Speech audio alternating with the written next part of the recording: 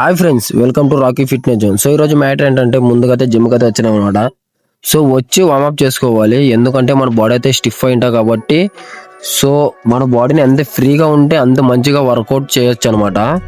So ఈరోజు మన work out వచ్చేసి ఫోర్ ఆర్మ్స్ అండ్ యాప్స్ అనమాట. సో ఇలాంటి వీడియోలు ఇంకా మీ ముందుకి ఇంకా మంచిగా కొత్తగా తెస్తాను. సో మన వర్కౌట్ ఎలా ఉంటుందో అందరూ కామెంట్ చేయండి.